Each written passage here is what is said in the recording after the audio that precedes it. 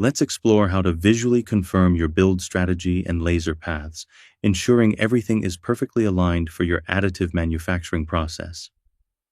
First, open the Edit Build Strategy dialog to choose your preferred build strategy for the current part. Once set, switch over to the Path Viewer Navigator. This is where the magic happens.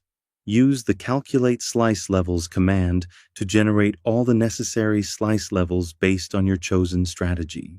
With your slices generated, you can now use the Layer slider to easily browse and visualize individual layers directly in the graphics window.